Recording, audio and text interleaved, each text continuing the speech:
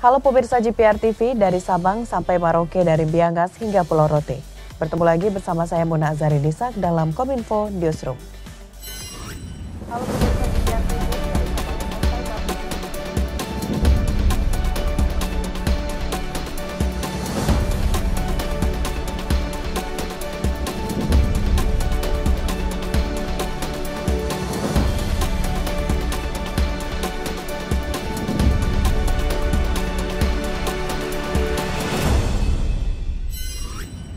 Pemirsa, mengawali informasi pertama, Presiden Joko Widodo menyebut ada 3 tantangan besar menuju transisi energi saat menjadi keynote speech dalam acara G20 High Level Policy Webinar on Just Energy Transition. Untuk itu, negara yang memiliki beban berat untuk transisi energi harus dibantu dan diberikan kemudahan, serta negara yang sudah siap bisa jalan terlebih dahulu sambil membantu negara lain yang belum mampu. Menyangkut aspek yang kompleks dari ilmu pengetahuan, teknologi, sosial, ekonomi, dan lingkungan. Secara garis besar, terdapat 3 tantangan besar dalam mentransisikan energi baru terbarukan, antara lain yakni akses energi bersih, pendanaan, terakhir dukungan riset dan teknologi. Presiden Jokowi menambahkan, transisi energi akan mengubah banyak hal seperti pekerjaan, skenario pembangunan, dan orientasi bisnis. Untuk itu, Presiden ingin seluruh negara di dunia, khususnya negara anggota G20, mencari jalan keluar dari tantangan yang ada. Presiden Jokowi berharap forum G20 dapat menjembatani negara-negara berkembang dan maju untuk memperkuat sistem energi global yang adil. Saya optimis di balik semua tantangan itu ada sejumlah peluang yang terbuka lebar. Kemampuan kita mengatasi tantangan transisi energi akan membuka peluang baru dan lapangan kerja baru, peningkatan kebutuhan keahlian inovasi teknologi dan digitalisasi, terbukanya peluang ekonomi baru, ekonomi hijau untuk mempercepat pemulihan global. Karena itu, G20 diharapkan dapat menjembatani dan mendorong negara-negara berkembang dan maju pada keanggotaan G20 untuk mempercepat proses transisi energi, memperkuat sistem energi global yang adil dan berkelanjutan dalam suatu kesepakatan global.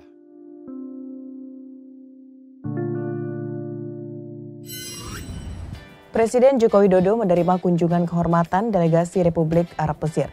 Dalam pertemuan tersebut, delegasi Mesir membahas sejumlah hal, antara lain upaya untuk meningkatkan kerjasama ekonomi, perdagangan, dan investasi.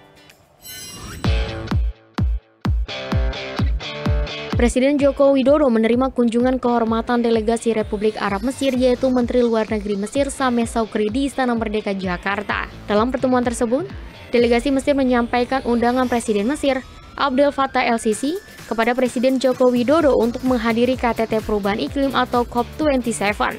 Selain itu, di dalam pembicaraan tersebut, Presiden Jokowi dan delegasi Mesir membahas sejumlah hal, antara lain upaya untuk meningkatkan kerjasama ekonomi, termasuk perdagangan dan investasi. Di bidang perdagangan, Menlu Retno menjelaskan bahwa angkanya cukup bagus.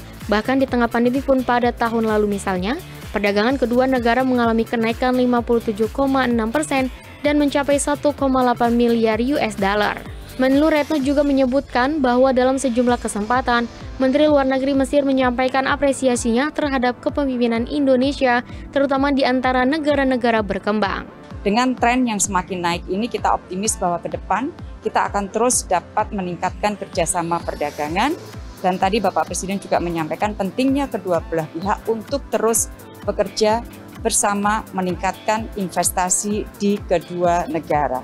Yang kedua, Bapak Presiden juga menyampaikan mengenai masalah kerjasama di bidang pendidikan. Ini juga disampaikan oleh Menteri Luar Negeri Mesir, yang intinya bahwa banyak sekali jumlah mahasiswa Indonesia yang belajar di Mesir. Bapak Presiden menitipkan kepada pemerintah Mesir, dan Bapak Presiden secara khusus juga menyampaikan permintaan untuk akses yang lebih luas, termasuk untuk bidang pelayanan kesehatan bagi para mahasiswa kita.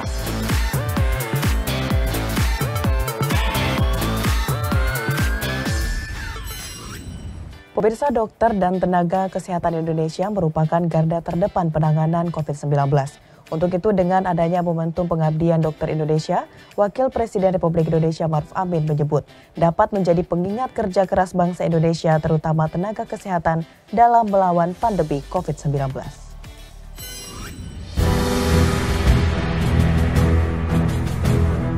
Selama masa pandemi COVID-19, telah banyak tenaga medis di Indonesia yang berguguran dalam merawat pasien COVID-19.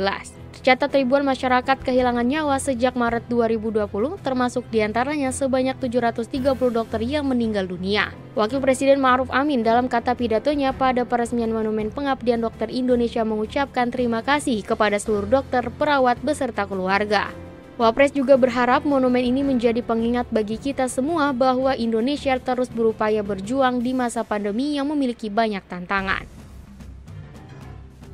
Saya harap Monumen Pengabdian Dokter Indonesia menjadi pengingat bagi kita semua bahwa kita pernah melewati sebuah ujian yang amat berat.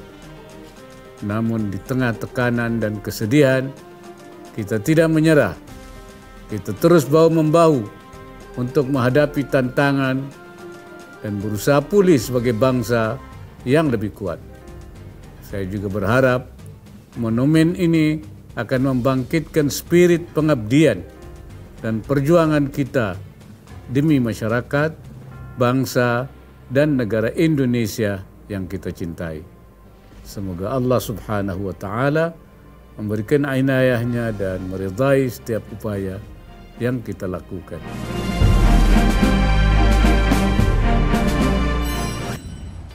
Menteri Perdagangan Muhammad Lutfi mengecek berbagai bahan pokok termasuk minyak goreng jelang Ramadan di Pasar Senen, Jakarta Pusat. Kunjungan tersebut sekaligus meninjau harga subsidi minyak goreng yang ditetapkan dengan harga eceran tertinggi sebesar Rp14.000 per liter. Menteri Perdagangan Muhammad Lutfi memastikan subsidi minyak goreng curah sampai ke pasar sesuai dengan kebijakan harga eceran tertinggi dengan harga Rp14.000 per liter di Pasar Senen, Jakarta. Mendak juga menyatakan jumlah stok migor melimpah dengan harga keekonomian sesuai keputusan rapat. Adapun kebijakan subsidi dan distribusi ditargetkan selesai secepatnya dan diharapkan menyelesaikan masalah migor saat ini. Sementara itu, terkait mekanisme penyaluran minyak goreng curah, Kemendak memberikan kesempatan pertama melalui Kementerian Perindustrian yang akan memastikan bahwa tidak ada lagi minyak yang bisa keluar bukan semestinya. Pemerintah akan hadir dengan memasok minyak curah dengan harga Rp14.000. Sekarang sedang dibereskan aturan-aturannya, hari ini akan semua selesai. Jadi pada kesempatan pertama, lewat Kementerian Perindustrian akan memastikan bahwa tidak ada lagi minyak yang bisa keluar bukan semestinya. Jadi minyak itu akan datang ke pabrik dan pabrik memastikan distribusinya sampai ke pasar, kemudian akan disubsidi supaya harganya Rp14.000 per liter atau setara dengan 15.500 per kilogramnya. Jadi ini targetnya akan dikerjakan pada kesempatan pertama. Mudah-mudahan akan menyelesaikan daripada permasalahan minyak goreng yang kita hadapi bersama-sama. Pemirsa, terkait dengan kebijakan mudik masa pandemi tahun 2022, Kementerian Perhubungan menyatakan masih menggodok aturan perjalanan mudik Lebaran sesuai dengan kondisi pandemi COVID-19 di Indonesia.